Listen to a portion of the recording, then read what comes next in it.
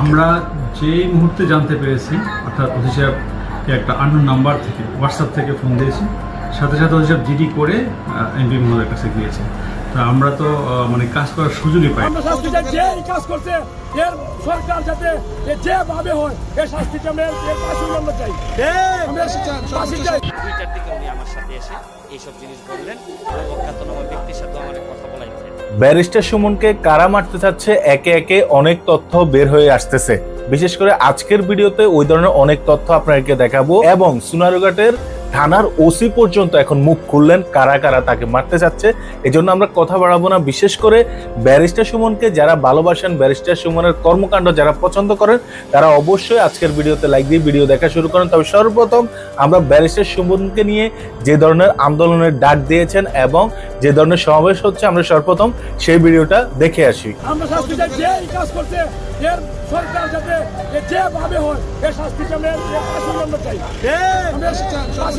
যে ব্যক্তি স্বাধীন করেছিলেন বঙ্গবন্ধু শেখ মুজিবুর রহমানকে, নির্মমভাবে ওনাকে হত্যা করা হয়। আপনারা জানেন যে SM কিবরিয়া সাহেবকে ভালো লোক ছিলেন এবং গরিব দুঃখী মেহনতি মানুষের পাশে থাকতেন। এই লোকটাকে নির্মমভাবে হত্যা করা হয়েছে। আপনারা জানেন আমরা দীর্ঘদিন পরে সিলেট বিভাগের মানুষের একটি ভালো মানুষ পেয়েছি। আমাদের গরিব দুঃখী মেহনতি মানুষের কথা উনি শুনেন। আমরা জানেন আপনারা, আমরা কিন্তু জান প্রাণ দিয়ে গরিব দুঃখী মেহনতি মানুষ কিন্তু কোনো নেতাকর্তায় ওনাকে ভোট দেয় নাই। গরিব দুঃখী মেহনতি মানুষ ওনাকে ভোট দিয়ে MP বানিয়েছেন দুঃখ কষ্ট শোনার জন্য, সংসদে বলার জন্য। এবং এমন একটি ব্যক্তিকে যদি মেরে ফেলা হয়, এর জন্য কিন্তু আপনারা জানেন সব কৃষক দিনমজুর ভাইয়েরা কিন্তু কাপড় নিয়ে রাস্তায় নেমেছে একটি কারণ, ওনাকে যদি মেরে ফেলা হয় এর সাথে আমাদের যাতে মেরে ফেলা হয়, এর জন্য আমরা কাপড় নিয়ে মাঠে নেমেছি।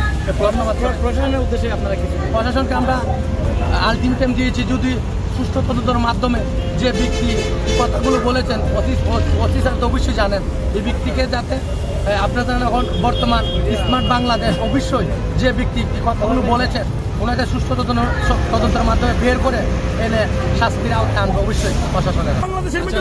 ব্যারিস্টার সুমনকে যদি নিরাপত্তা দেওয়া না হয় তারপরে কি পদক্ষেপ? ব্যারিস্টার সুমন বাইরে যদি নিরাপত্তা দেওয়া না হয়, উপরে যে শাহ মুসলিম সাহেব উনি যে কথা বলেছেন বিদ্যুৎ সংযোগ সম্পূর্ণ বিচ্ছিন্ন করে দেওয়া হবে, 24 ঘন্টার ভিতরে না নেওয়া সাহেবকে যারা ইনফরমেশন করেছেন, আমরা তাদেরকে ওসি সাহেবকে আমরা বলতে চাই, উনি কে?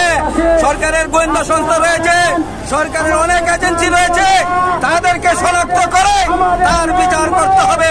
না হয় আমরা রাজপথ ছাড়বো না, আমরা সারা বাংলাদেশের মানুষকে নিয়ে এই রাজপথে নেমে যাব। সুমন ভাইয়ের কিছু হলে চলবে আগুন করে এই প্রতিবাদে আজকের এই মানববন্ধন আমরা এসেছি।